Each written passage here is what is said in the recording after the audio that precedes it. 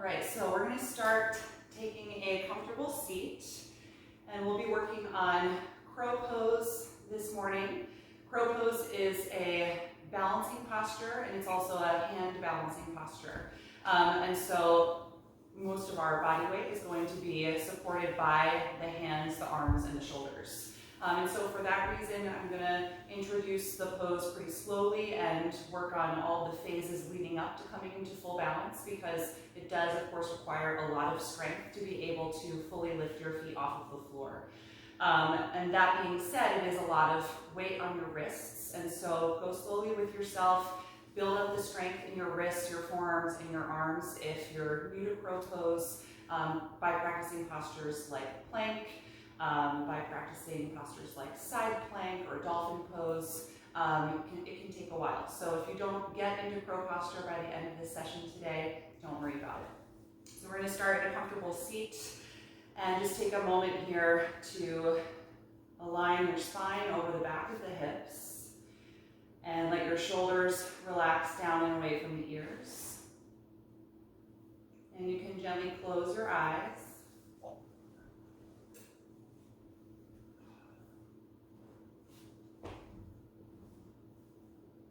Observe how you feel in your body this morning.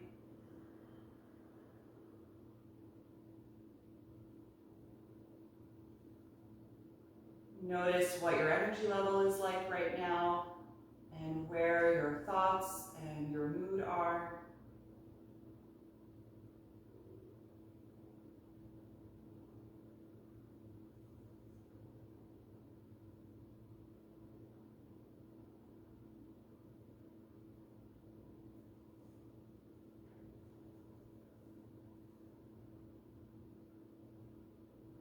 Just begin to invite yourself to a place of concentration and focus,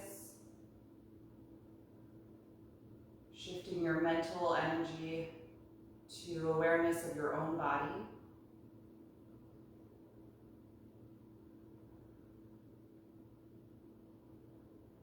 Awareness of your breath.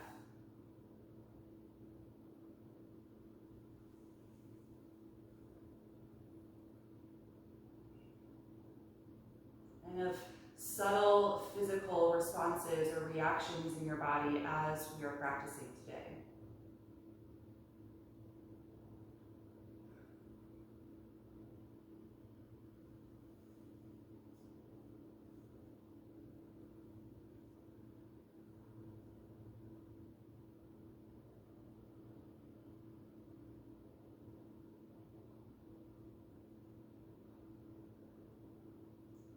And start to purposefully lengthen and deepen your breath.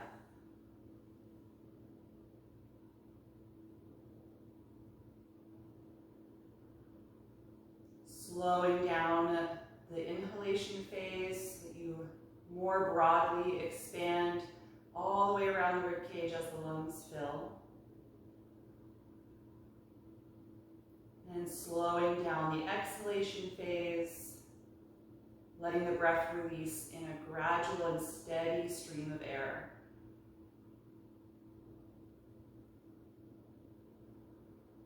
And one thing I want to practice just here sitting is at the end of your exhalation phase, focusing on really drawing your navel into the body as much as you can. So fully contracting your abdominals and then letting them relax completely when you inhale.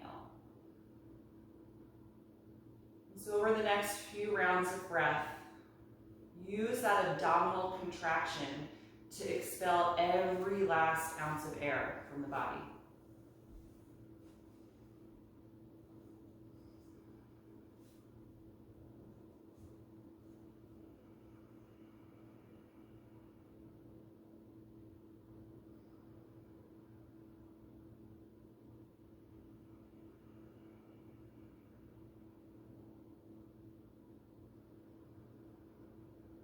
And this contraction of the lower abdominals is going to be really important for crow posture. Crow posture, the spine is really rounded and the back side of the body is very stretched, and the front side of the body is completely contracted. And a lot of the strength we get to lift the body off of the floor floor in crow comes from a contraction of the abdominal wall. And so when we're in the pose, I'm going to ask you to pull your belly button in toward your spine as much as you possibly can. And so if we practice that on the exhalation phase, we start to figure out what muscles are involved with that, and then you can be able to do it on command later. And then the challenge when we're in crow pose is that we're not going to be holding the breath the whole time. So we need to know how to contract the abdominal muscles, use the strength of that part of the body, but then still breathe while they're contracted. So maybe on the next few rounds of breath, practice that abdominal contraction at the end of your exhalation, and then keep them contracted as you inhale from a higher place in your body, which I don't normally advocate you do. I always ask you to breathe low and to release. But in crow pose, you're going to need to breathe higher because the abdominals are contracted. So we'll do that for a few rounds of breath.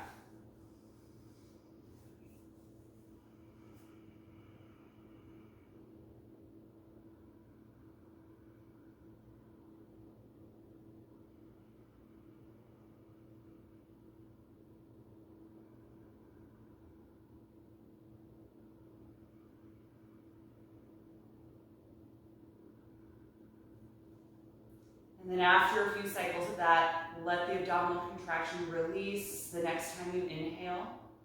And just notice how that felt. It may feel unusual to you. It may not be pleasant at first because it completely goes against the natural action in the body when we breathe. We normally release the abdominals so we make space for the diaphragm to contract down, which pushes on our internal organs. That's why we have to expand. But in crow pose, that whole area is contracted. So you might feel that there's some extra sort of pressure of the inhalation higher up in the rib cage and around the back. And so that's going to be something that we work on in the full pose. So from here you can resume your natural breathing with the abdominals relaxing and contracting, but keep the breath slower and deeper than your natural breath. And we'll float the eyes open and come into table pose. So we're just going to warm up the spine. From table pose, you can line your palms shoulder width apart and your hips or your knees hip width apart. And we're going to inhale, lift the tailbone, chest, and chin. And exhale, drop the tailbone around the spine and tuck the chin. And so just continue through these two directions, spinal waves. And in the exhalation phase here too, you can practice really pulling the navel in toward your spine at the end of each exhalation breath.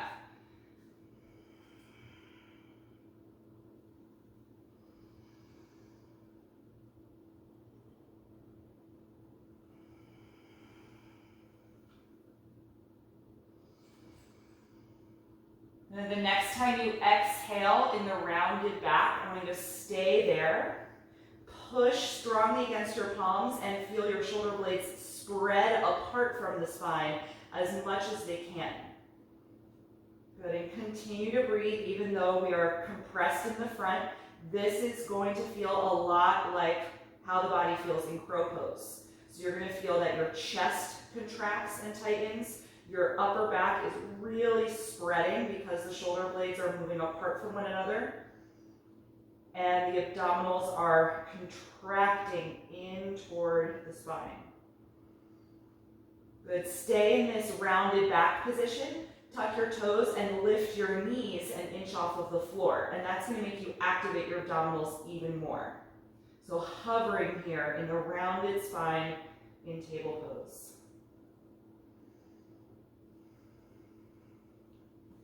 Good. Great way to strengthen the outer shoulders and the triceps for crow pose is practicing this. You can bring your knees back to the floor. Inhale, lift the tailbone, chest, and chin, and pause here for a few breaths, just stretching the front of the abdomen.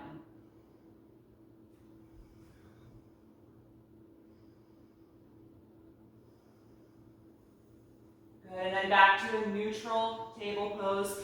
Walk your arms forward and press your armpits, chest, and head down toward the floor for half down dog. Just stretching the upper back and shoulders here, lengthening the spine.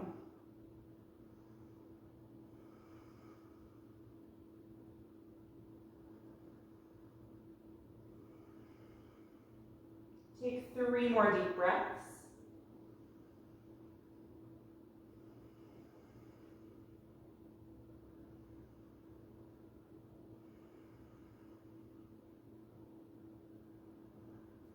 And then inhale, lift back up into table.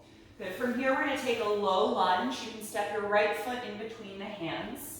So crow pose is one of the few postures that we don't need to do a lot of hamstring stretching to prepare for, because the hamstrings are going to be totally contracted when we come into crow pose. But we do need to stretch the hips a little bit because this is a wide knee posture, so we need to lengthen the inside of the hamstrings and the hip flexors a little bit to get the knees to open out to the side.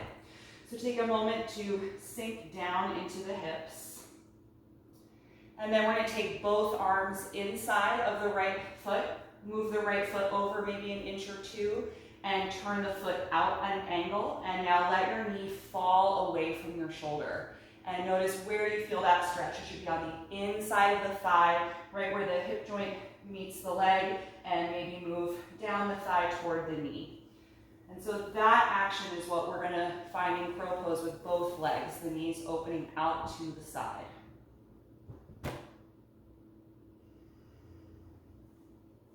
Take at least 5 more breaths here, trying to stay really low in the hips.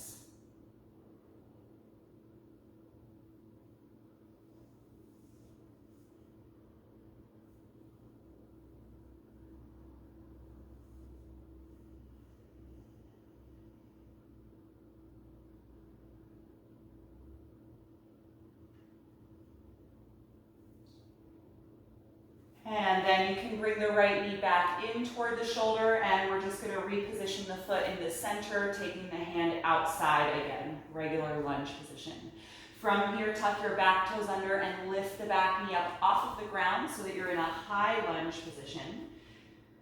And really strongly engage the front of your back thigh. So your quads are going to contract, and lift that knee so it's nice and straight, and press all the way out through that heel. We're going to come into a balance here. On an inhalation, reach the arms forward and up, coming to a high crescent lunge. You should feel a greater stretch in the front of your left hip, the lower part of the psoas here. Lift up out of that point from your lower back, all the way up your spine.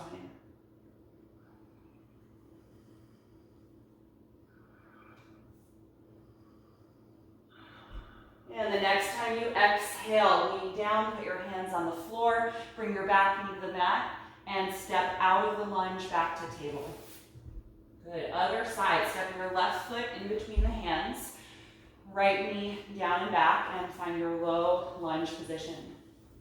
Once you're here, take both arms inside of the left foot, move it over maybe an inch or 2, and turn the foot out at a slight angle. And then let that knee fall away from the shoulder, finding that hip opening that we're going to need later. Nice, deep, steady breath.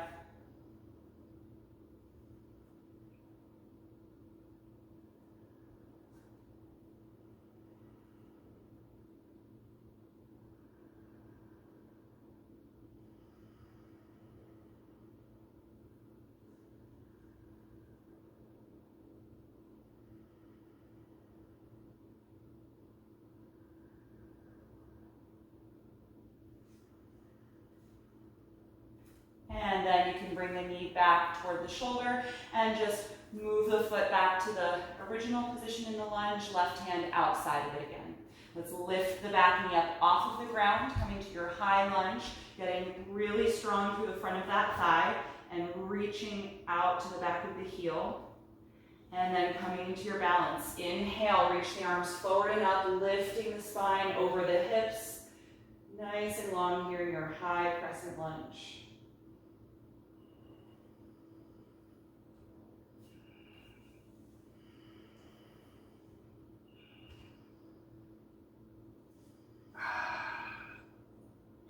The next time you exhale, lean down, put the hands on the floor, bring the back knee to the mat, and step out of the lunge, returning to table pose. Good, plant your palms about shoulder width apart, fingers spreading widely. Press the hips back and then lift the knees and hips up for downward facing dog. And take a few moments to adjust your stance here if you need to. And then we're just going to stretch the back of the legs a little bit, bend one knee deeply as you reach the opposite heel down toward the floor, and switch sides, just kind of pedaling back and forth with the legs.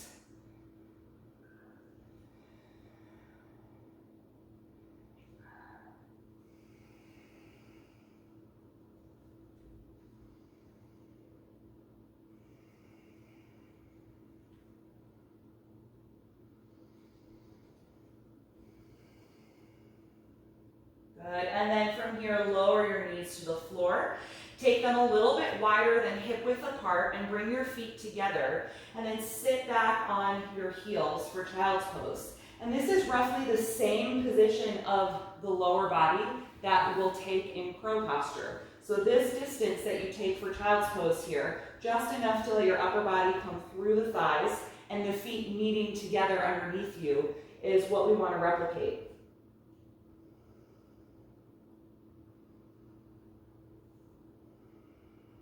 Take a few breaths here in child's pose.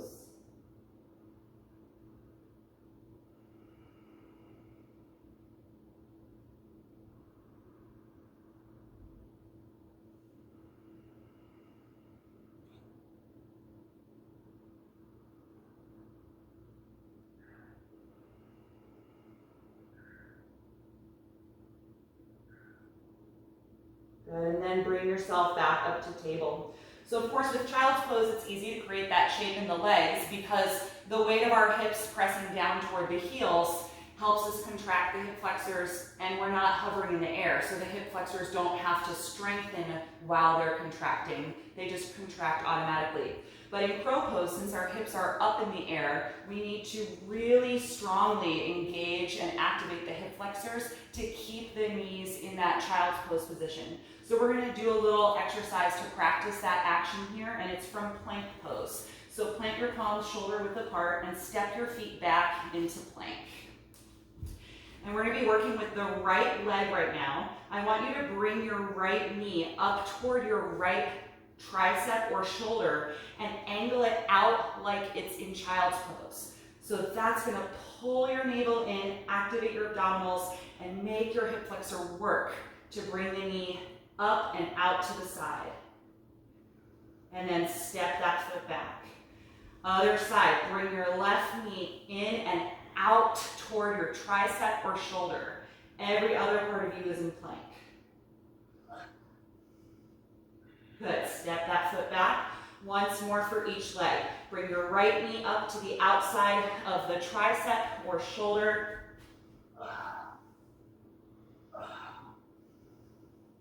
Step it back. Other side, left knee. Good, step it back. Bring the knees down. Take child's pose again. This time you can take child's pose with your knees together and wrap your arms around the legs and let your shoulders separate and melt apart. Good, so that exercise is probably the best way to strengthen your body for crow pose because it activates all the muscles that are going to activate later on in the arm balance. You probably felt that really strong activation in the outside of the shoulders, the stretch across the upper back when you tried to bring the knee up to the shoulder or the tricep, the really strong contraction of the abdominals. All of that is going to happen in our crow posture later.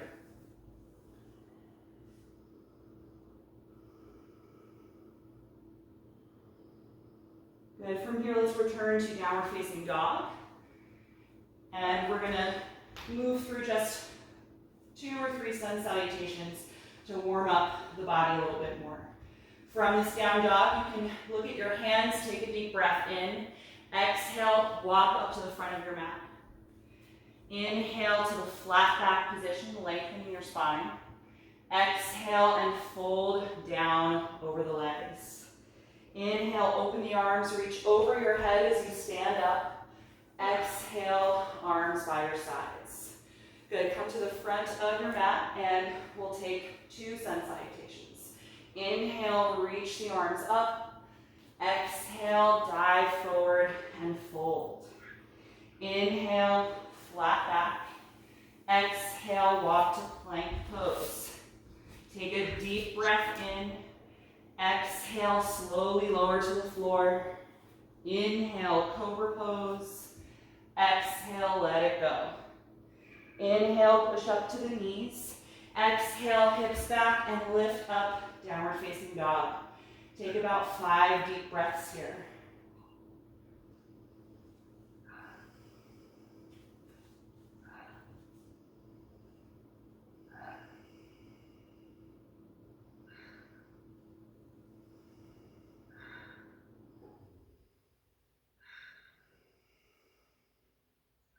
One more breath in, look forward. Exhale, step up to your hands. Inhale, flat back. Exhale, forward fold. Inhale, open the arms, come all the way upright to stand. Exhale, release. Once more. Inhale, reach up. Exhale, fold forward.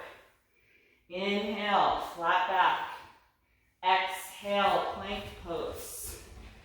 Deep breath in. Exhale, slowly lower down. Inhale, cobra. Exhale, let it go. Inhale, push up to the knees. Exhale, hips back and lift, downward facing dog.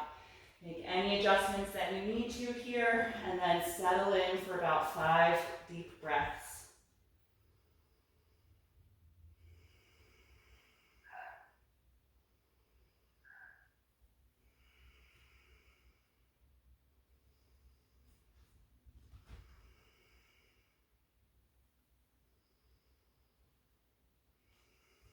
One more breath in, look forward.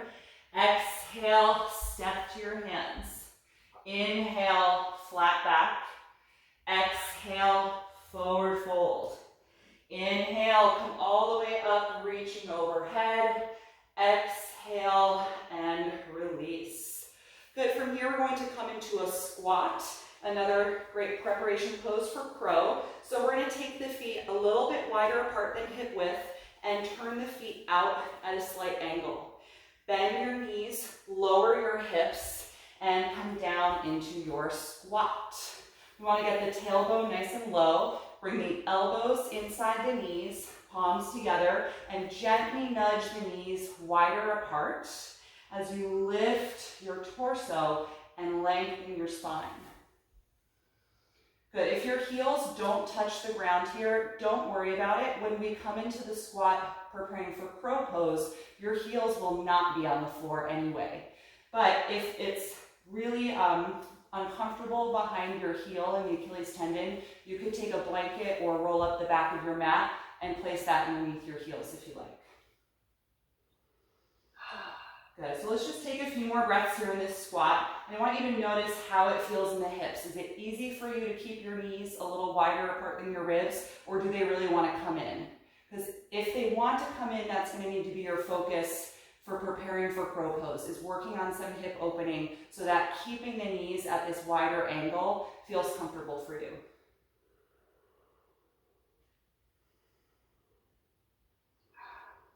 Good, put your hands down, drop your head, and lift your hips up so you can come to a forward bend. Toe heel your feet a little closer together so they're hip width apart, and just hang over your legs here. Couple deep breaths, letting your neck relax by dropping the head.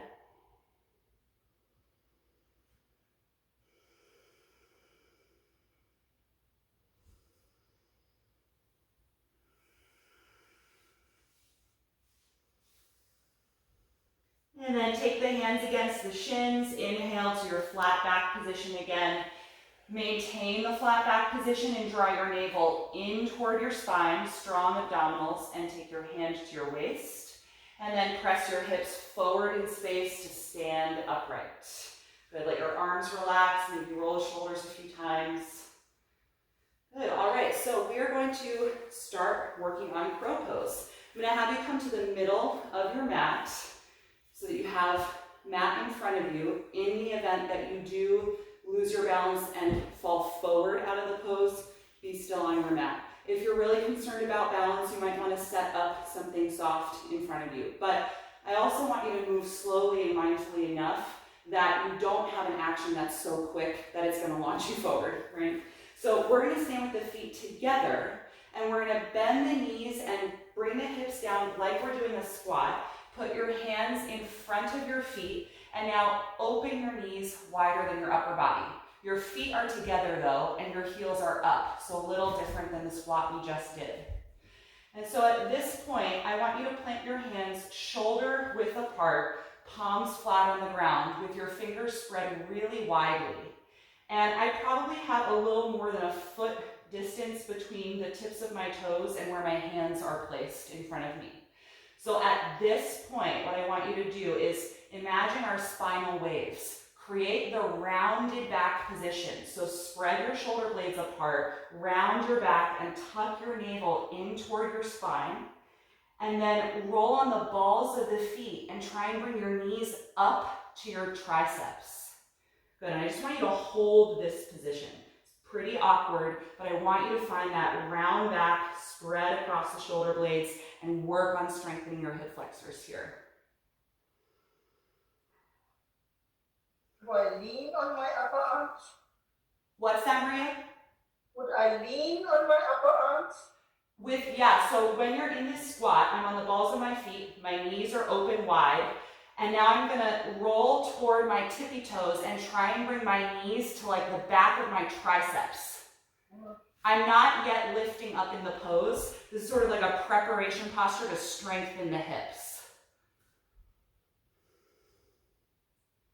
Good. After you've done that, let your knees come down, and we're going to return to a forward bend again. So lift your hips, bring your heels to the floor, and just fold over your legs.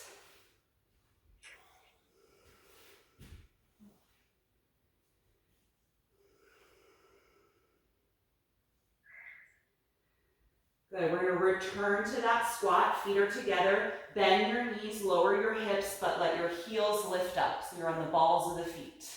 All right, so this time we're going to actually attempt crow pose. Plant your palms, shoulder width apart, maybe a little more than a foot ahead of your tiptoes.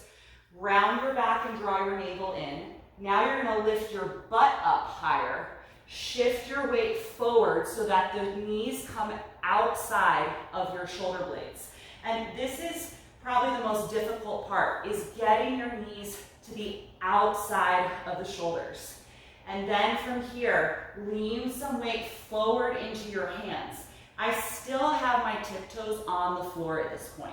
So I'm just getting a sense of how it feels. The butt is high in the air, and I'm leaning forward and putting weight in my hands. And at some point, with that forward lean, maybe pick one foot off the floor, lifting that heel toward your butt like child's pose. And then maybe the other foot too. If you're in the pose, keep pulling your belly button in toward your spine.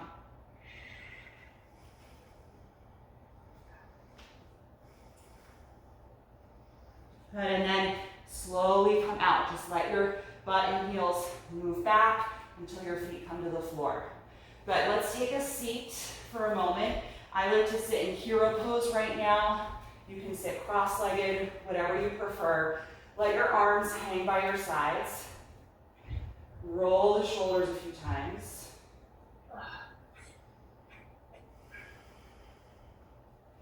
And then let's just do a little stretch for the wrists. Let your left hand hang out in front of you with the fingers pointing down toward the floor.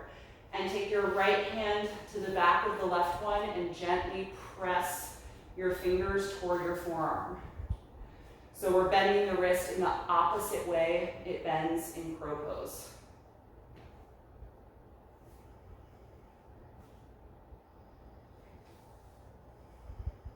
Good. Do the same for the other hand. Let your right hand hang out in front of you, fingers pointing down.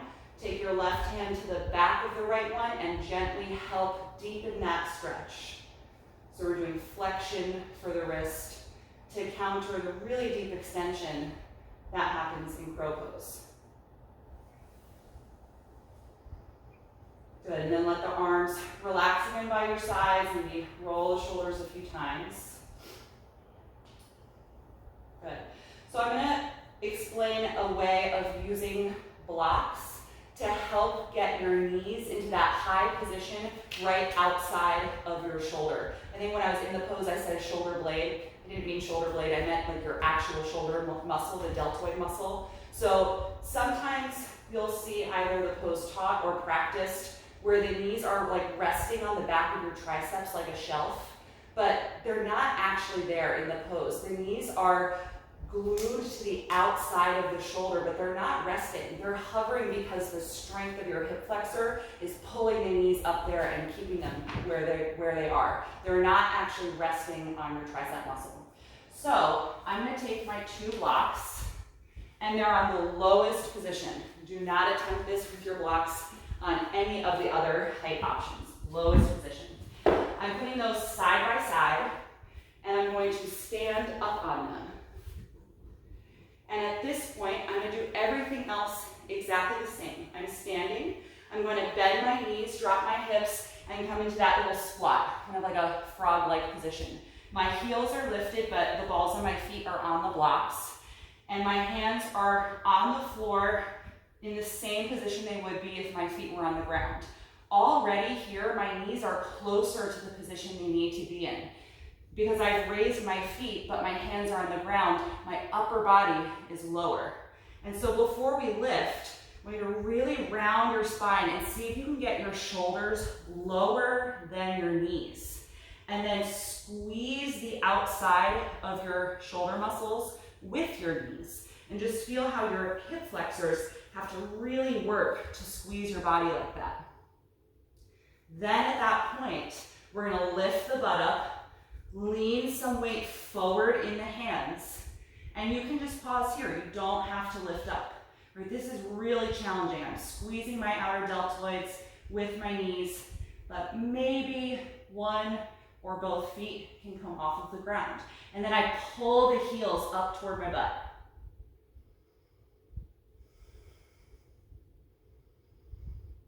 And I'm breathing. I'm not holding my breath, but my lower abdominals are completely contracted.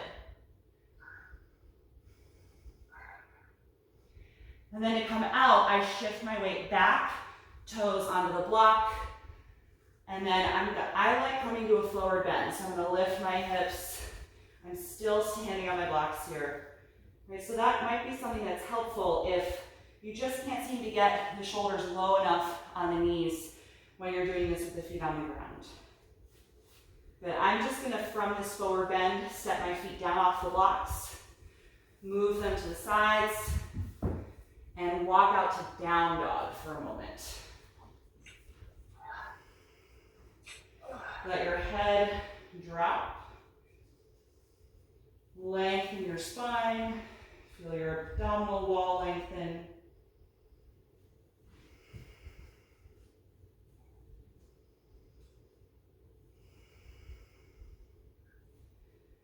Good. Bring the knees to the floor. Let's again just take that wrist stretch.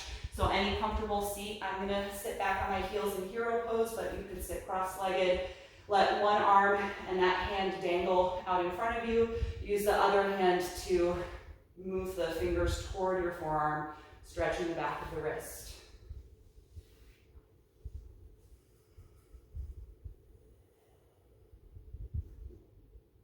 And the same for the other.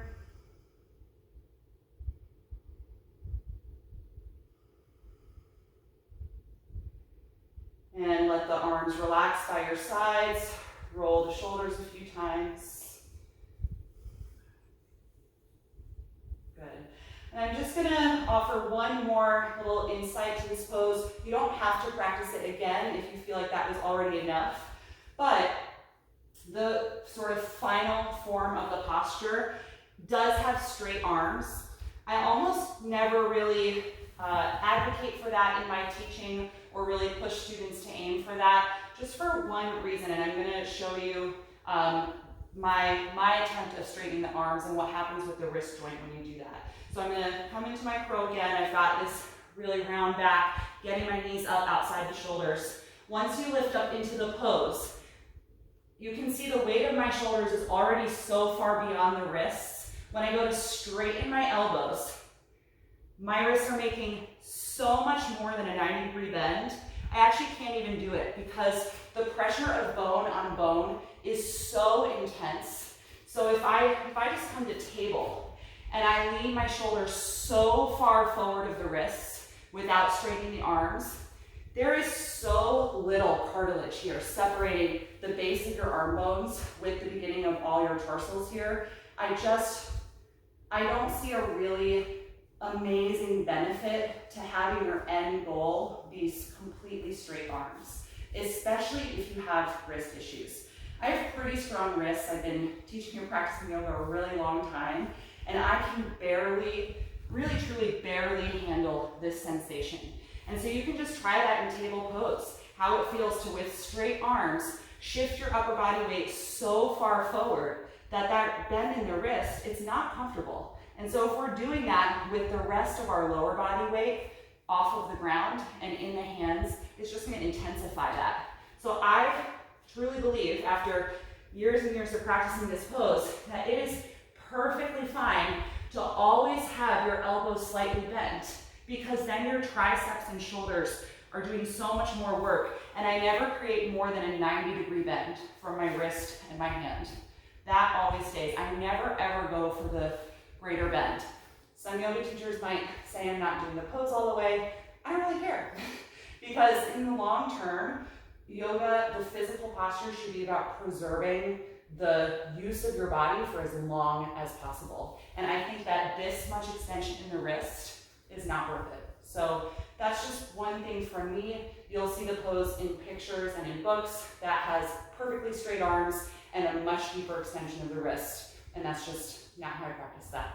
So before we move to, excuse me, counter postures, Maria, do you have any questions or any feedback on the way I just practiced that? Did anything work or not work for you?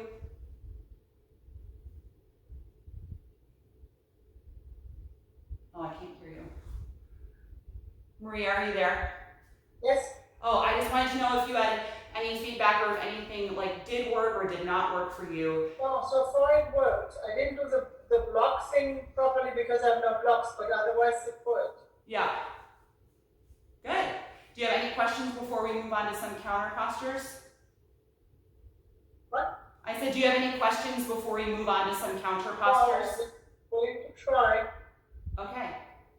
Awesome. So for counter postures for crow, we're going to do things that stretch the front of the abdomen and the psoas because those are the most contracted in the posture. And then we'll finish by stretching the hamstrings, which are also really contracted. So I'm going to have you come to face down. You can face down on your mat here. And we're just going to take a low cobra pose, palms outside of the chest, shoulder blades squeezing together. Lift your chest and rib cage up off of the floor, or you can go medium height, however high gets your lower abdomen to lift up off of the ground a little bit. Shoulders down and back. And just nice low breath now. Let your lower abdominals release every time that you inhale.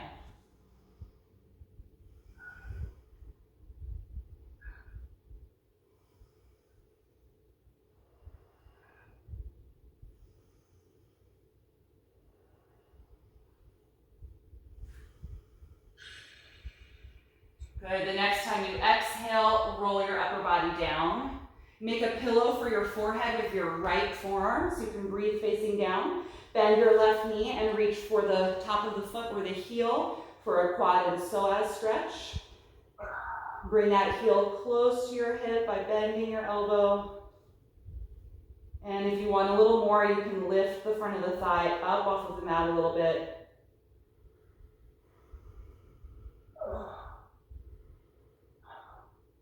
Take a few more deep breaths here.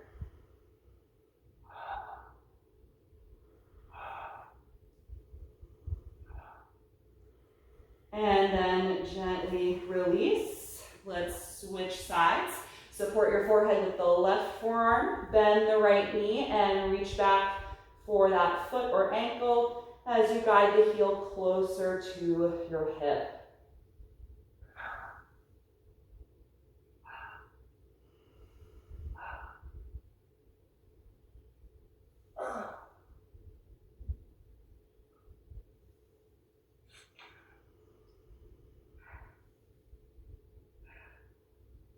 And then you can go ahead and release that. And I'm going to have you just flip over to your back from here. And once you are on your back, bend your knees, plant your feet about hip width apart, and lay your arms down by your sides. And then I'm going to have you bring your shoulder blades closer together under your back, so kind of shimmy side to side to gather them in. We're going to come into bridge pose. Press against your feet, hands and forearms, and lift your hips.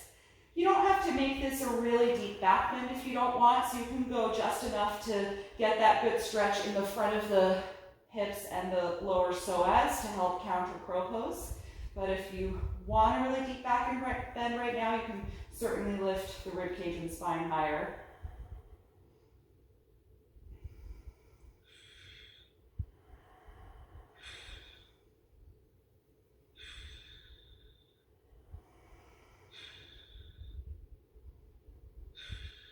And the next time you exhale, slowly roll down, releasing the pose. Separate your shoulders and let your back relax on the mat.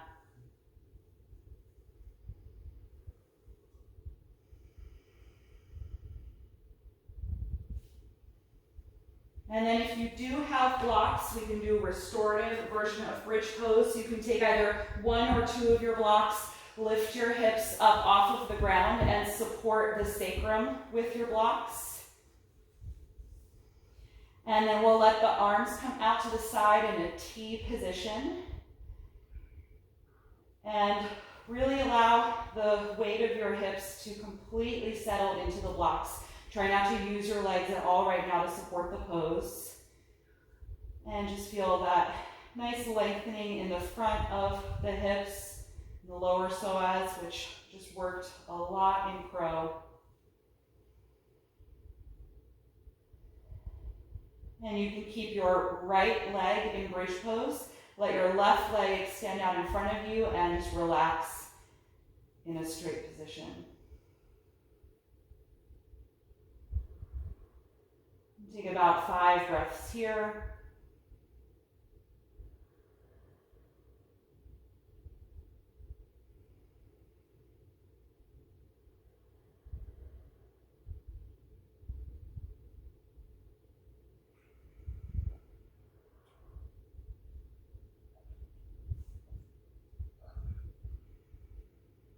And then bring the left foot back, bridge pose, and extend your right leg out in front of you, letting it just hang out and relax.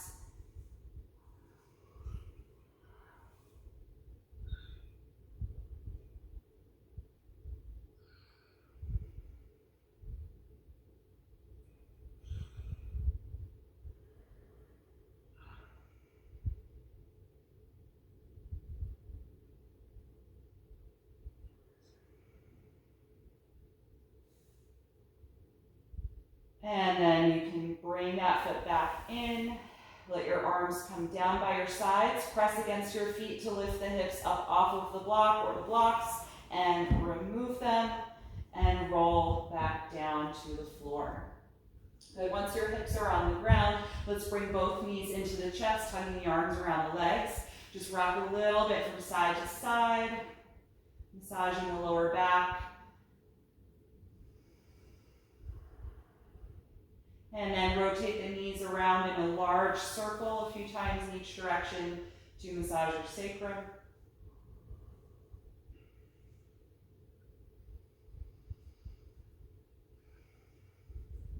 And then you can release. Now have you find your strap, and we're going to do a little hamstring stretch here. You can straighten your left leg down on the floor and bring your right knee to your chest. And take the strap around the ball of the right foot. Once you have it there, lie back down and extend that leg. Using the strap to assist if the hamstring is tight. You can always go a little longer or lower with the leg. And once you have that in place, keep the grip really tight on the strap and pull against it. Bring the shoulders down toward the floor.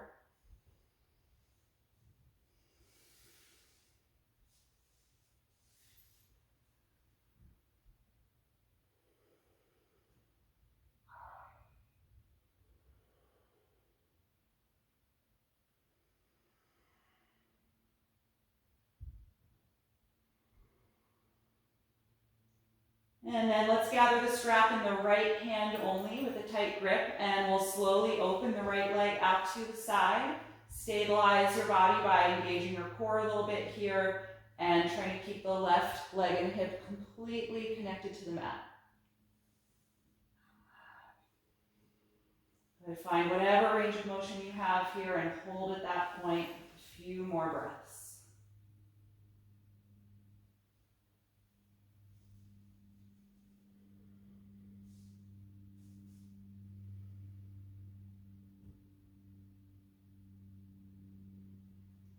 And the next time you exhale, bring the leg back up to the first position.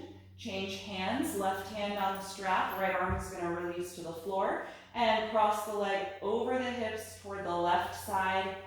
You can stop at any point when the intensity is strong enough.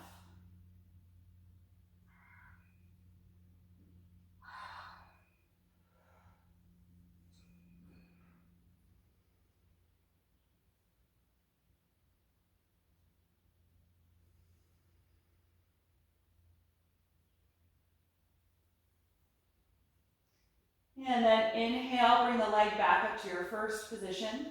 Exhale, bend the knee down toward you, remove the strap, and release the right leg to the floor. Adjust your hips if you need to so that they feel aligned below the shoulders. And then we'll switch. Bring the left knee into your chest, reach forward and use the strap to connect the foot, and lie back down, extend that leg. Good. Lengthen your strap as you need to accommodate any tightness in the hamstring. And then with a really tight grip, pull down against the strap, trying to bring the shoulders to the floor. Good, nice deep, even breathing here.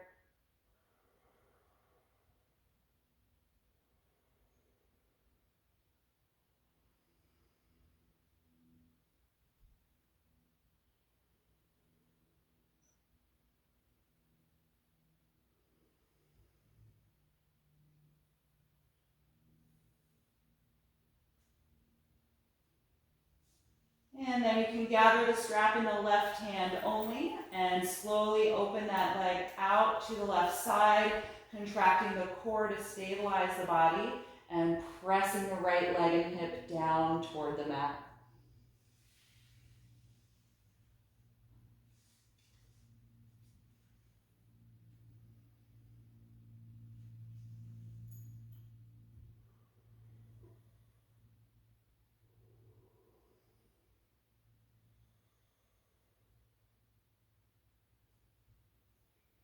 And the next time you exhale, bring that leg back up to the starting position. Change hands, right hand on the strap, left arm to the floor, and cross the leg over to the right.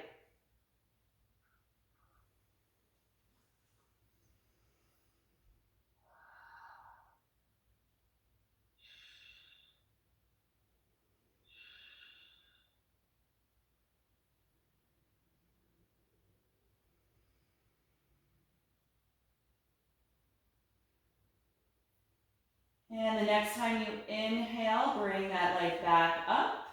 Exhale, bend the knee down toward you. Remove the strap from the foot and you can place that strap down. Adjust your hips so they feel centered below you. Hopefully the hips and legs feel even. I'm going to have you bring the soles of the feet together and let the knees open out to the sides for reclined bound angle pose. Nice way to release the lower back. You can let your arms open out to the sides. Close your eyes here and take 10 slow, deep breaths.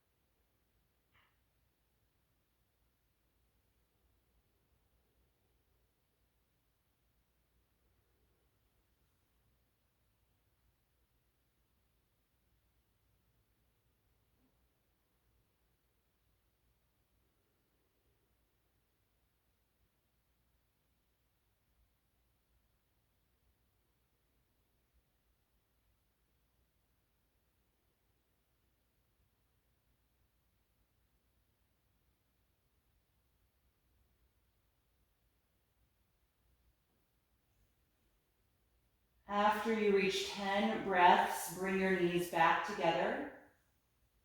And we're going to finish up with just a gentle spinal twist. You can keep both knees bent. I'm going to have you move your hips to the left side of your mat a couple of inches, and then drop your knees over to the right side of the mat. You can keep the arms open out to the side. Couple of deep breaths.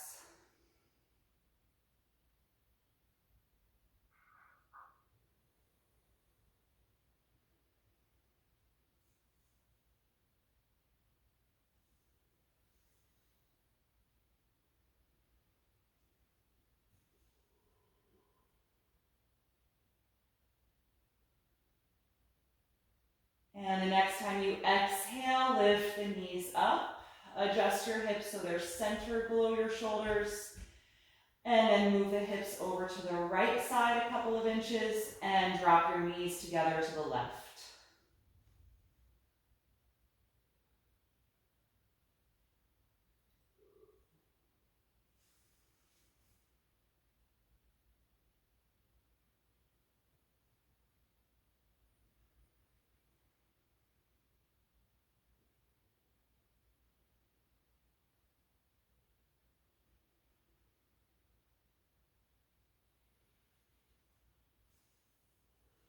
And the next time that you inhale, lift your knees back up and adjust your hips so they feel centered below your shoulders.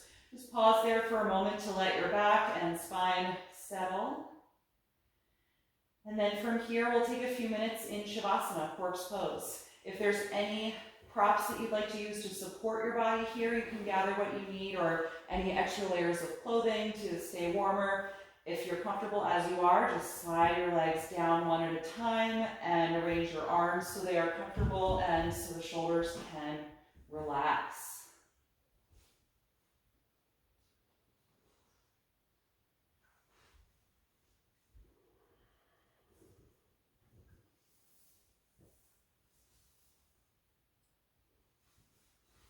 And once you are settled in your posture, gently close your eyes. Take a deep breath in through the nose and out through the mouth.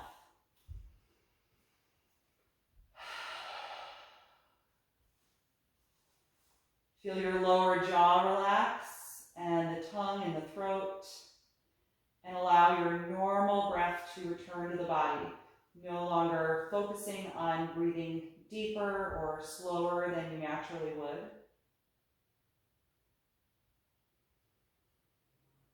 Just the natural rise and fall of the abdomen as you breathe. And letting go of any remaining active energy in your body, allowing your muscles and joints to sink into the floor.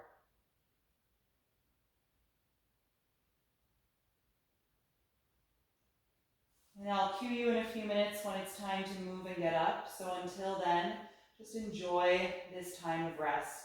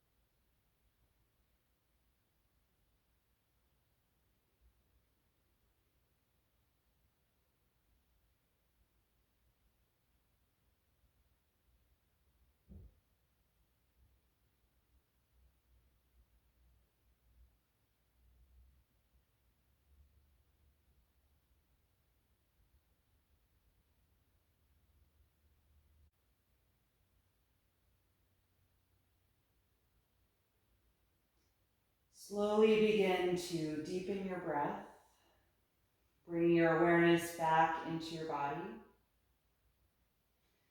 You can move the fingers and toes a little bit, and let that become any other movement or stretch that would feel good to you.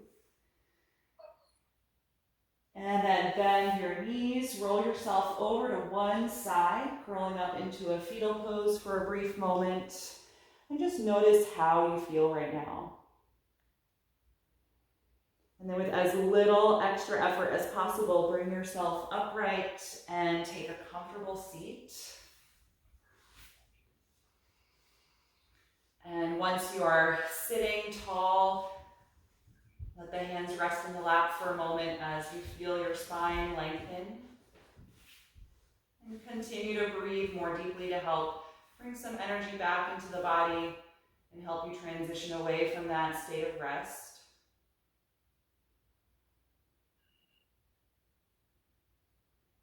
And then we'll end our practice chanting Om one time. You can bring the palms together in front of the heart and take a deep breath in.